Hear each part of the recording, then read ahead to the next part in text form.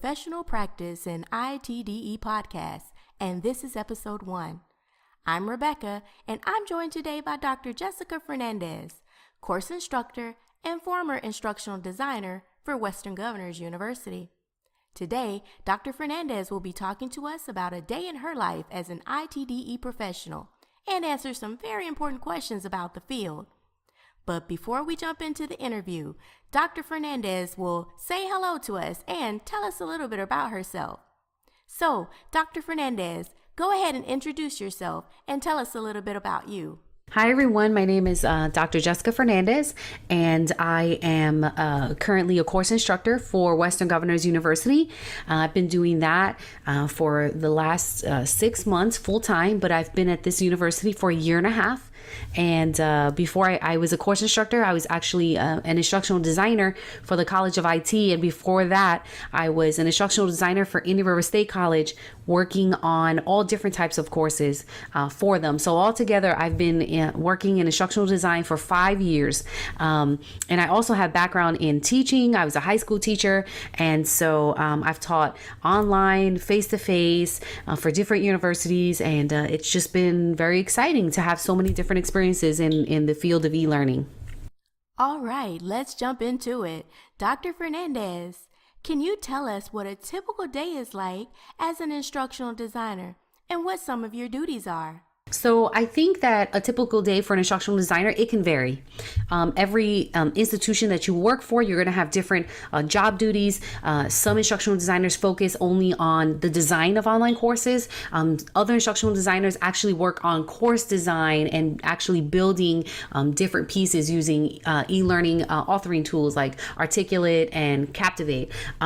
So the type of instructional designer that I have been, I've focused more on course design, where I would build storyboards and align course objectives and making sure that instructional strategies aligned with the course objectives. So I just focus on building out courses and building course design documents, and putting all the different details into those things. So I don't really work a lot with technology. I just focus on alignment in online courses.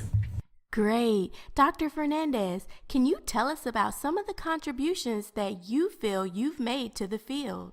Well, I think, there's a lot of different things that you work on, but some of the contributions that I've made personally is I focus a lot of my attention on faculty development. So I have designed, faculty training, teaching instructors, not only to teach using our courses, but how to implement best practices of teaching online. And so being able to be a course instructor now for competency-based university has just given me a whole different perspective on what it is to be an online instructor.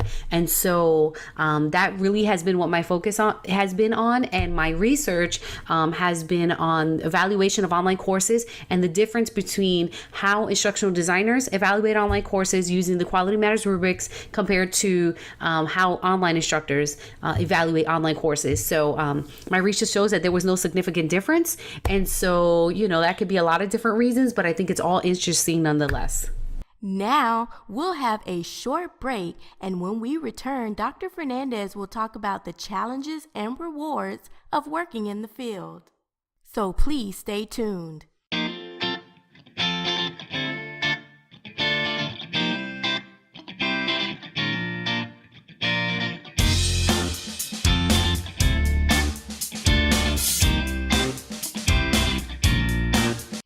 And we're back. So, Dr. Fernandez, what do you find most rewarding about the job?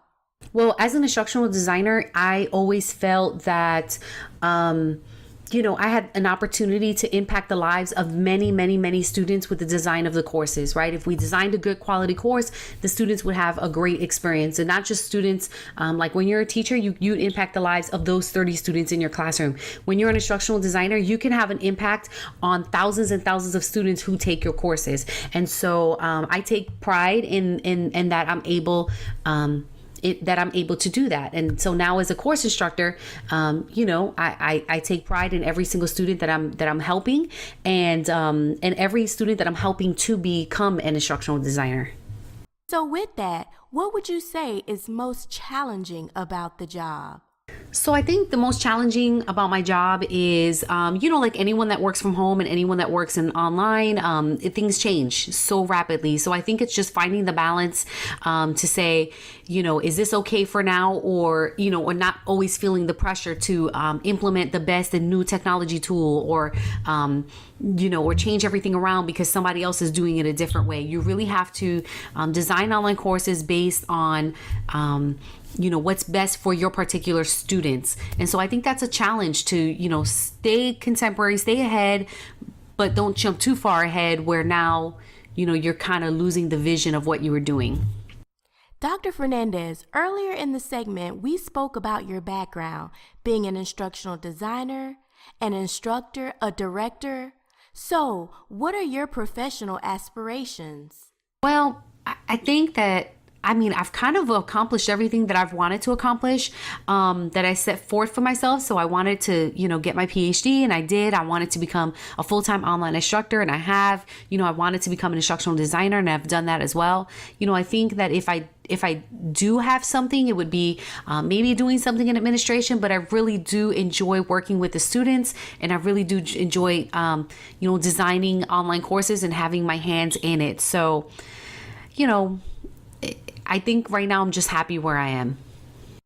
Now, before we close out this episode, we have one final question for Dr. Fernandez. Dr. Fernandez, how do you feel your education has sufficiently prepared you for a job? And in what ways has it not? Well, I think, when you work on your PhD, you are learning tons and tons of theories, and you're learning how those theories can be applied in a real life setting. You're not really getting real life application where you're actually building something, building courses. You're not really doing that. You're just learning the theories on how to do that. You're learning how people work. You're learning, course design, strategies. So you're learning all those different things, but you're not really having the opportunity to apply it in a real life setting. So I think a lot of what I've learned has been on the job. And so, but what my education has afforded me is to be able to teach at a different level. So my PhD has been able to get me to teach online for the master's degree of instructional design, where now I teach other instructors how to become instructional designers. So ultimately you just have to take this take the things that you learn in your degree program, and you just have to figure out how to apply it to different contexts. Great. Well, that's all the time we have for today. Dr. Fernandez, we would like to thank you for joining us today as our ITDE professional. And thank you to all of our listeners. You have just finished listening to episode 1 of the Professional Practice in ITDE podcast. Join us next week as we talk about how to design and use your portfolio to land a job in ITDE. Until next time, listeners.